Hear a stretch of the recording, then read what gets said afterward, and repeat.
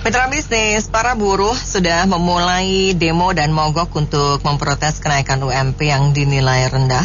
Selama beberapa hari terakhir, demo dan aksi mogok dilakukan di sejumlah kawasan, termasuk ada yang sempat menutup jalan tol.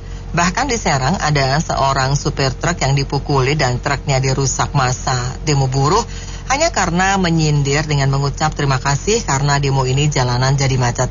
Tidak hanya itu, di Surabaya juga terjadi insiden di mana 2 Satpol PP ditendang dan diinjak oleh massa buruh yang sedang berdemo hanya karena mereka minta dibukakan sedikit jalan untuk masyarakat yang ingin berangkat kerja.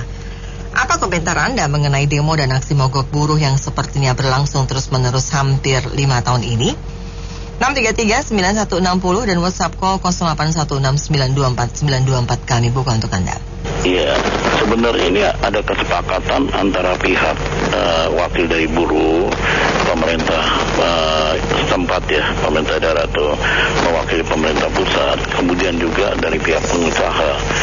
Nah ini tripartit ini, 3 hal instansi ini yang berwenang untuk menentukan kebijakan kenaikan ataupun rencana apresiasi terhadap perubahan setiap tahun. Cuma pelaksanaan di lapangan kadang-kadang itu tidak memuaskan berbagai pihak ya, terutama kaum buruh. Ada kata-kata yang menyinggung sedikit mereka langsung temperamental. Nah ini perlu diberikan edukasi lah dari pihak buruhnya sendiri ya. Pimpinan buruh yang ikut serta dalam rapat tersebut boleh melakukan demo atau apresiasi terhadap ketidakpuasan atas upah kerja, tapi tidak melakukan tindakan anarkis. Nah ini yang seringkali tidak lepas kontrol.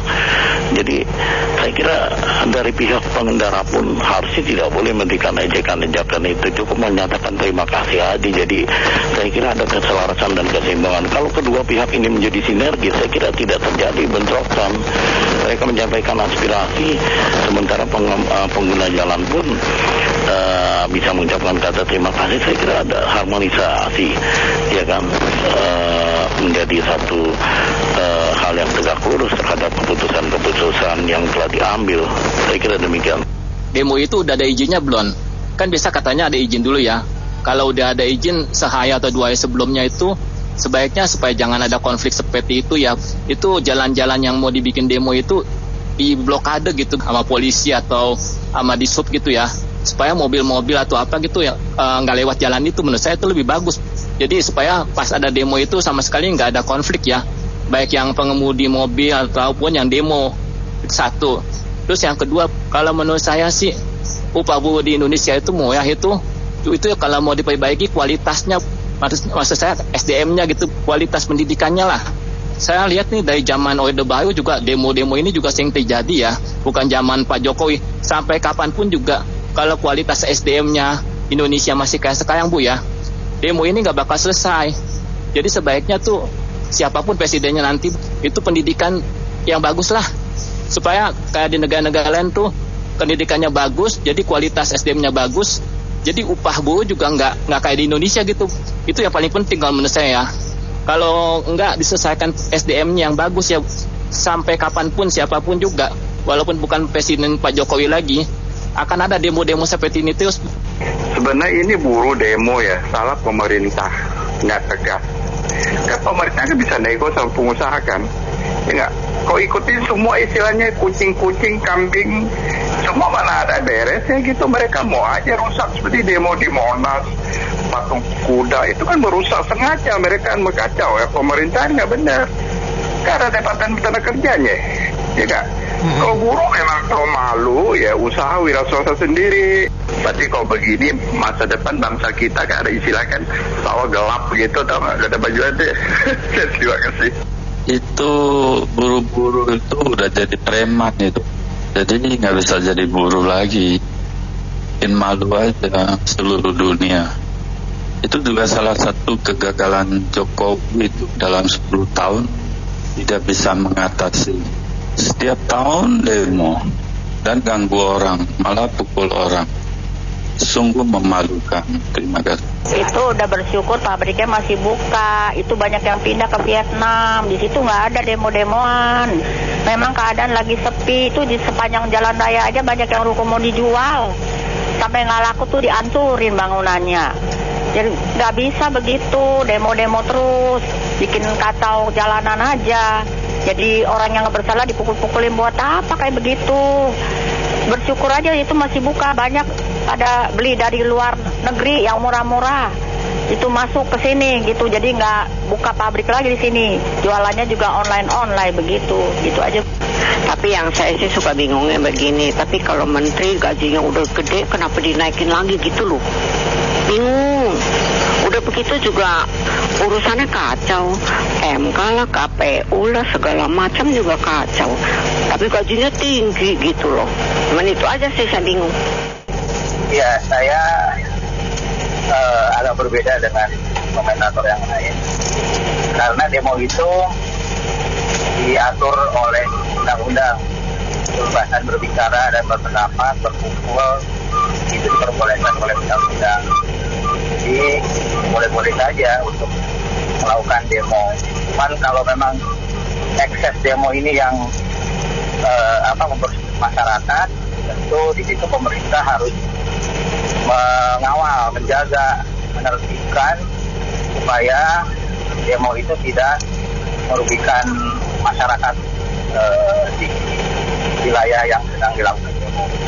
Rasanya itu salah satu demokrasi di Indonesia, itu demo itu diperbolehkan ya, dan sebagai bukti bahwa demokrasi di Indonesia itu. Sekian, terima kasih. Sebenarnya ini emang masalah upah ini kan masalah lintas dimensi ya, nggak cuma serta-merta naikin gitu loh, tinggi-tingginya atau bagaimana ya.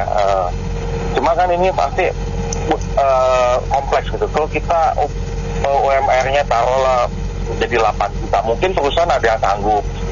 Cuma mungkin banyak perusahaan juga lari ke negara lain gitu loh.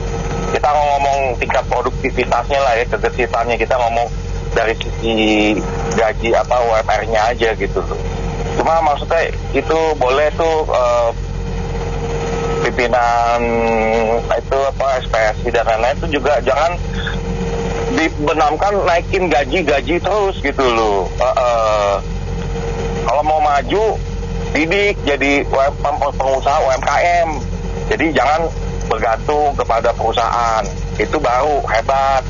Jangan cuma komporin, naik mesti gaji sekian gitu loh ya. Jadi sedikitlah kita berpikir out of the box gitu loh. Makasih. Kalau saya dengan kejadian-kejadian demo yang buruh ini, yaitu semuanya harusnya pemerintah yang bertanggung jawab. Yang apalagi ada tindak-tindak kriminal, bertanggung jawabannya ada di pemerintah sebetulnya. Itu hanya dampaknya saja. Seharusnya pemerintah itu duduk dengan pengusaha, dengan buruh. Mereka berhitung bersama-sama. Apalagi inflasi ini tinggi, sangat tinggi buat rakyat jelata kita ini. Jangan mereka hitung sendiri, tapi mereka ngakal-ngakalin. Jadi dianggapnya rakyat ini, pemerintah ini menganggap rakyat ini bodoh, ngitung-ngitung. Ini inflasi ini udah jauh, sangat-sangat jauh. Harusnya mereka bertiga, pengusaha, pemerintah kita, sama buruh ini berbicara sama-sama inflasi kita ini. Jadi terbuka, ini tidak ada. Ini main kucing-kucingan, kayak pemerintah ngitung gini-gini dengan dalil inflasi begini. Kalau kita bodoh begini, kita masih bisa menghitung pendapatan kita sekian, pengeluaran kita sekian, bayar listrik, bayar ini, bayar itu, makan anak, sekolah anak. Nggak cukup dengan gaji segitu.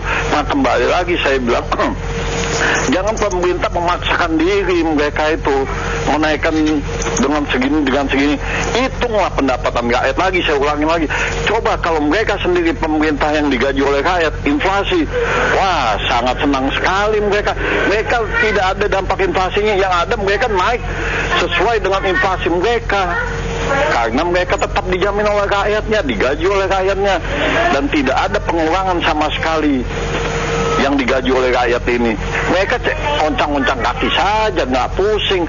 Kalau rakyat jelata ini yang digaji oleh perusahaan, harusnya berbicara bersama-sama. Pemerintah di bawah Depnaker, terus pengusahanya sama buruhnya, dan organisasinya lagi.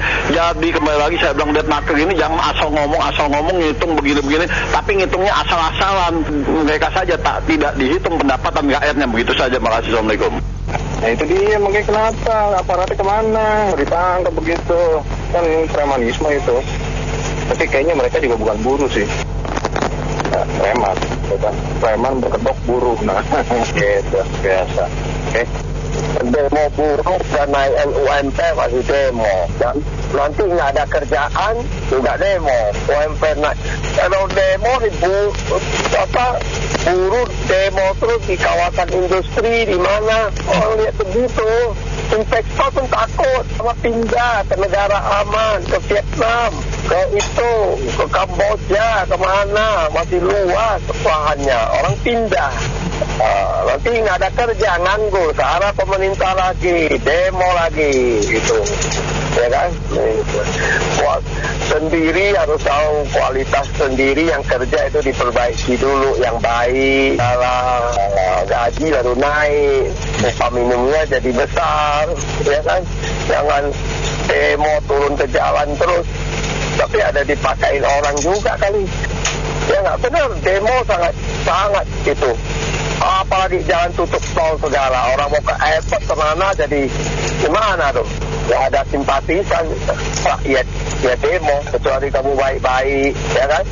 Demo di lokasi, kasih spanduk, yang nggak itu, oh iya orang masih empati, oh memang nggak cengli nih, ya, gangguin masyarakat umum kayak luar negeri, mana ada kita industri maju kayak Vietnam.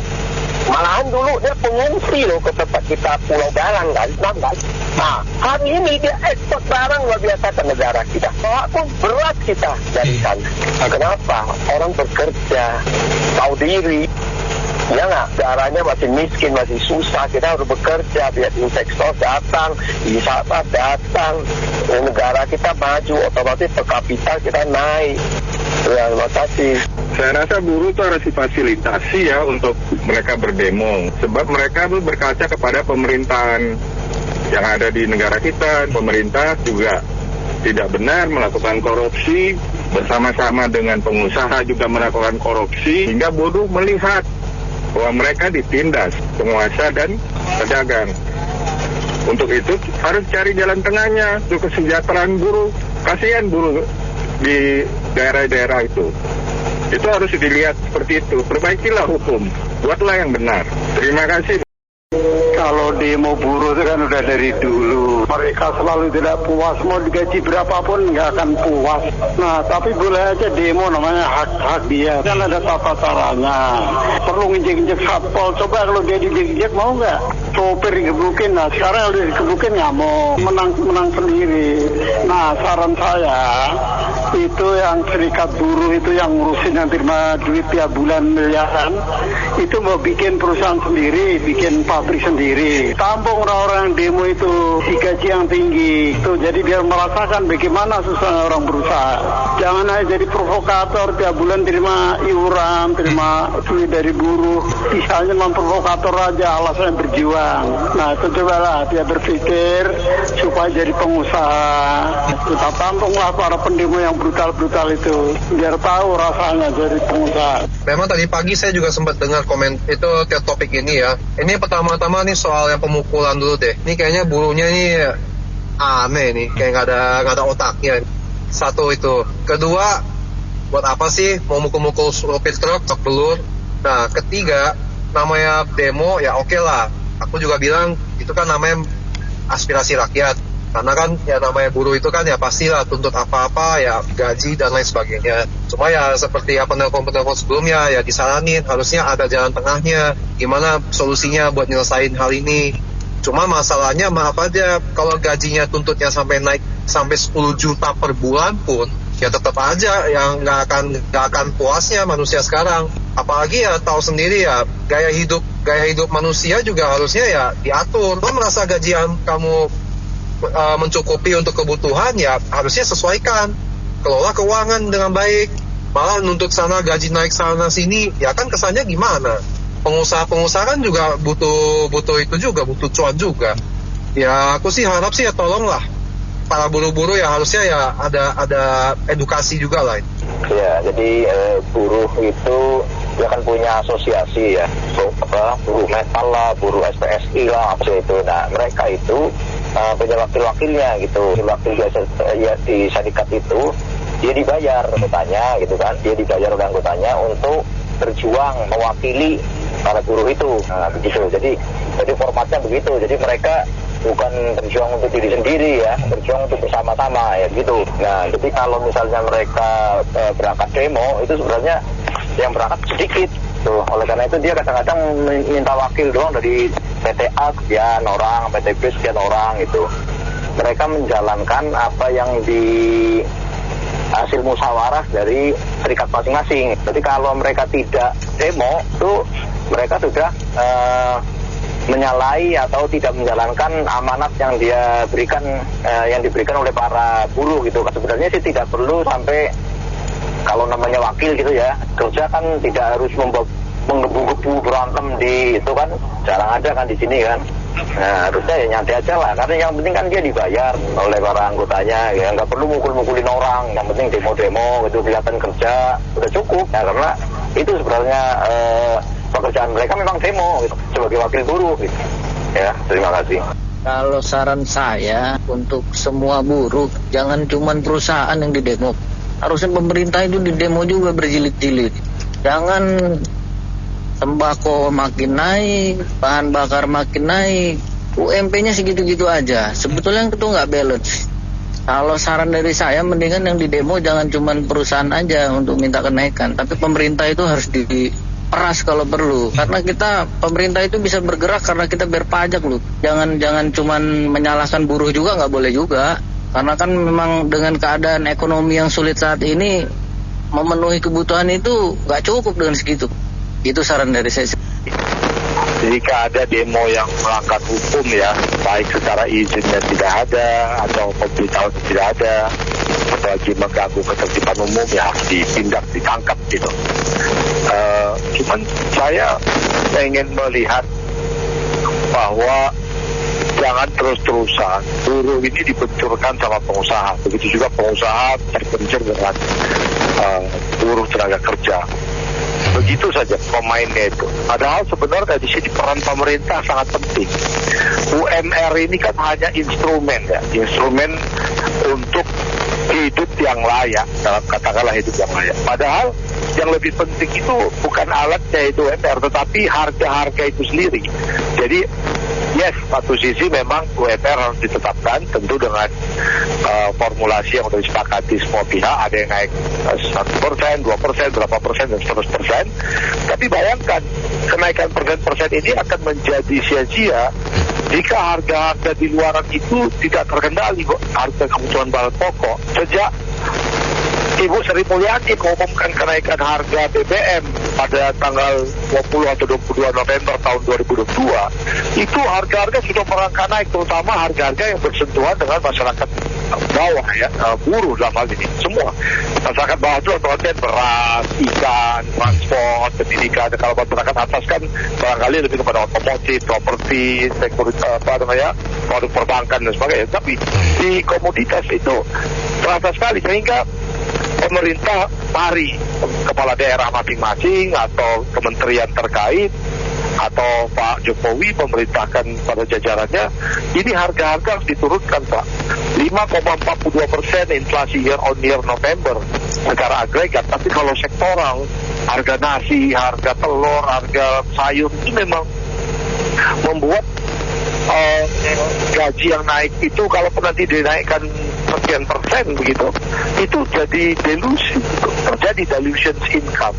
Harga kebutuhan lebih mahal. Nah, apakah kebutuhan lebih mahal ini karena supply-nya tidak lancar atau demand-nya lebih tinggi? Ya di sini pemerintah bisa masuk dengan entah itu merazia mafia-mafia spekulan atau menambah infrastruktur baru supaya dari daerah penghasil ikan, beras, sayur ke Jakarta atau kemana itu jadi lebih murah. Nah disinilah peran pemerintah itu harus kepala daerah maupun presiden kepada jajarannya turun. Kalau tidak ya demonstrasi buruh ini kumulatif antara nilai rupiah dengan kekecewaan selama 1 tahun sejak BBM naik ini. Coba kalau BBM itu diturunkan lagi, misalnya solar 5.000, bensin 7.000, sehingga harga-harga di pasaran juga akan mulai turun, harga-harga beras, komoditas lainnya.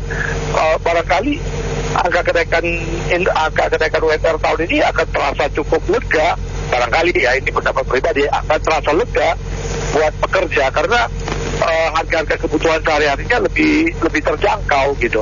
Nah, jadi ini bukan salah di pengusaha maupun pengusaha salah di buruh, tapi para kepala daerah maupun para pejabat yang tidak paham betapa menceritnya masyarakat sejak naik harga BBM, apalagi naik PPN 10 jadi 11%.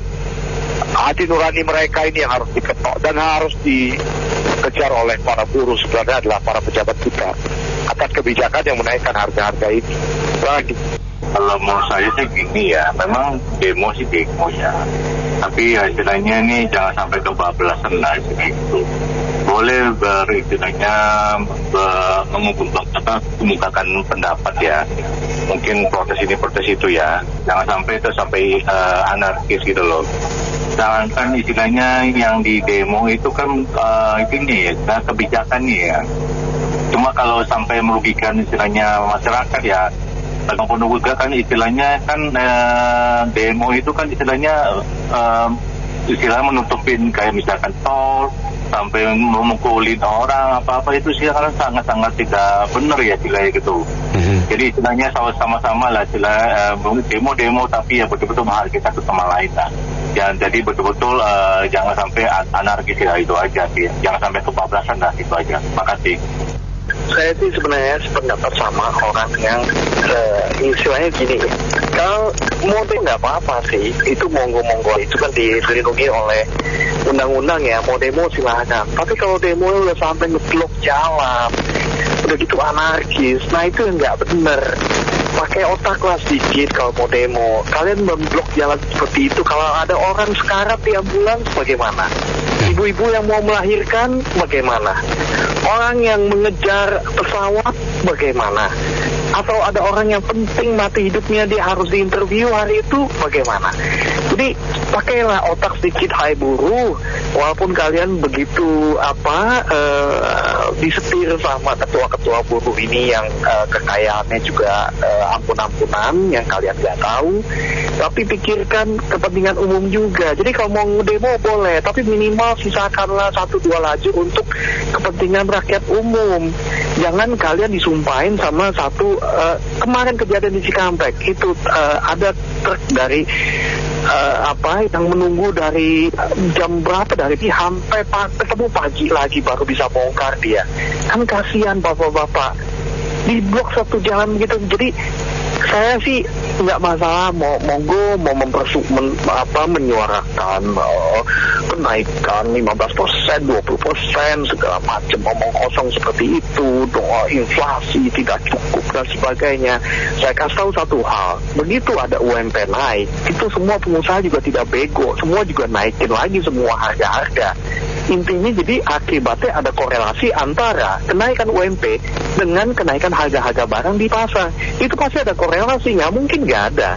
Jangan jadi buruh-buruh ini kan sebenarnya cuma diperalat sama kepala-kepala buruh ini karena mereka menarik iuran kan. Jadi tadi ada pendengar yang bilang begitu, itu betul. Jadi memang sebetulnya buruh yang betul-betul buruh itu sebenarnya nggak mau demo. Jadi tiap pabrik itu hanya menginginkan perwakilan aja, sebagai pencitraan aja.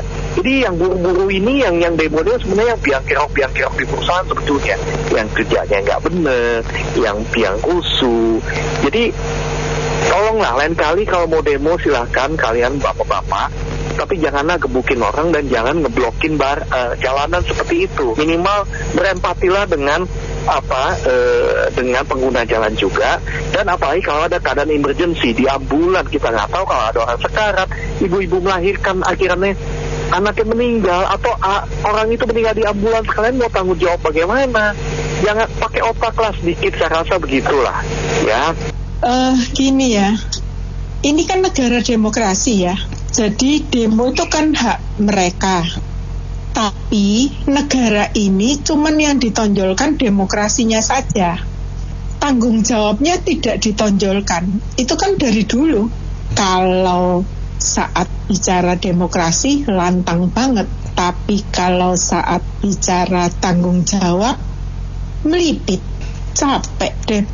Menurut saya, sebenarnya semua ini bisa terjadi karena hukum di Indonesia yang super bagus. Kenapa? Karena hukumnya di bawah politik. Lihat aja partai, terutama partai wong cilik katanya, berani nggak itu turun tangan? Yang namanya kader sendiri aja membocorkan rahasia kalau tukang pajak korupsi, malah pak kadernya di penjara.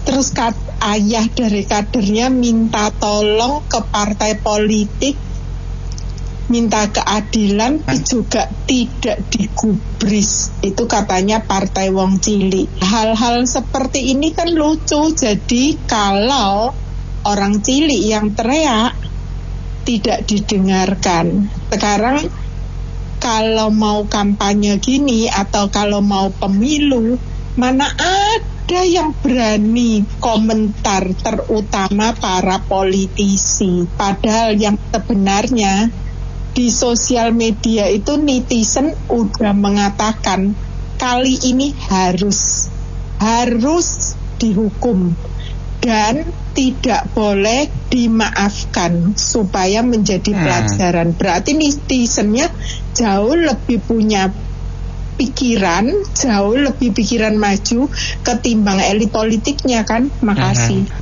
Tiap tahun demo. Negara ini kan begitu kaya. Ya jangan jadi buruh. Jadilah petani, nelayan. Masih banyak kok bidang kerjaan lain. Ngapain jadi buruh tapi tiap tahun nggak puas? Itu apa? Pindah profesi ya. Terima kasih. Saya rasa pemerintahnya yang harus disalahkan, jangan rakyatnya. Kalau rakyatnya udah terlalu sabar dari kasus tahun 98 reformasi, itu kan yang dituntut reformasi total. Dari kandidat pemilihannya aja pun Pak Prabowo lagi yang tersangka kasus HAM. Begitu juga kabinet bersatu, 90% menjadi satu. Itu artinya Orde Barunya masuk lagi untuk yang kedua kali. Prinsip pemerintah kita, founding fathernya di mana sih? Rakyat ini kalau udah ngamuk, lautan api pun bisa jadi. Jangankan cuma manusia, nyawa, gak ada harganya. Itu yang harus pemerintah perhatikan. Anak Indonesia kasus Trisakti ditembaki, tanggung jawab sampai sekarang pun kami masih belum melihat itu ada apa enggak. Kasus keadilan HAM, begitu juga Munir. Harusnya pemerintah kompatibel dong. Kita ini, waduh, kejauhan sekali kita ngejar ketinggalan kita dengan Asia kita sendiri, Asia Pasifik. Karena pembiayaan anggaran dana UMR aja pun jadi ribut. Begitu juga ASN-nya, daya belinya, inflasinya nggak sanggup terukur. Jangan dibikin pemerintah lah, bikin kerajaan gitu atau kelurahan gitu. Gak pantas Indonesia ini merdeka kalau seumpamanya mentalnya cuma mental kampungan. Terima kasih Bu. Nyebutnya sebetulnya harus diperbaiki, jangan pemerintah tapi penyelenggara negara. Jadi kalau penyelenggara negara itu lengkap, legislatif, eksekutif, yudikatif, tiga-tiganya salah semua. Kalau rakyat sih ngikut keputusan, jadi politik, hukum, ekonomi, termasuk budaya. Di dalamnya ada agama di situ ya, budaya. Jadi ini sudah kompleks, sulit sekali mengatasinya. Dan yang paling memprihatinkan ketika kerusakan itu terutama disebabkan oleh moral integritas. Memperbaikinya. Entah presiden terbaik pun, entah Putin kayak si Joe Biden kayak si Jinping, barangkali juga susah untuk memperbaiki Indonesia. Coba Anda perhatikan ya, di kalangan pengusaha sawit di Sumatera, di Kalimantan, di mana-mana itu siapa pengusahanya? Banyak kan mereka dari Malaysia, dari Singapura. Loh kok bisa terjadi? Tanahnya di Indonesia, pengusahanya orang luar semua. Begitu juga, terlalu banyak lah. Mungkin pendengar yang lain bisa melengkapi gitu. Hukum juga begitu. Itu kan buruh kan mukul begitu, apa salahnya supir? Apa sama orang di Surabaya yang dikepukin itu, security itu? Mereka nggak takut hukum. Hukum nggak ada wibawanya di negeri ini. Jadi legislatif, eksekutif, yudikatif lengkap perusahaannya. Terima kasih. Kalau menurut saya ini ada tiga hal yang mungkin yang menyebabkan demo ya. Menurut saya yang pertama itu adanya kesenjangan penghasilan ya, yang terjadi antara buruh mungkin dengan pegawai negeri dengan pegawai swasta ya. Tapi kelihatannya kebanyakan itu dari pegawai negeri ya, karena bukan rahasia umum, sudah jadi rahasia umum ya.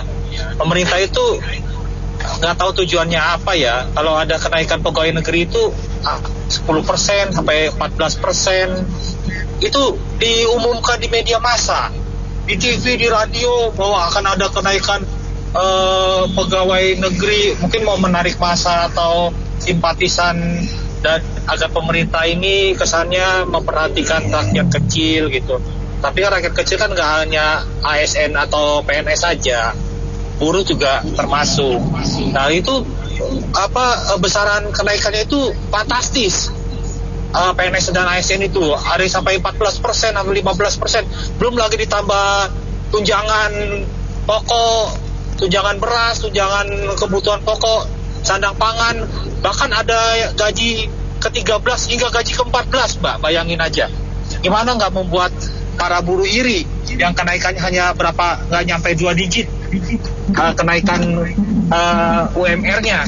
Nah itu yang pertama. Yang kedua itu menurut saya itu kegagalan pemerintah ya dalam menekan inflasi ya. Itu yang kedua.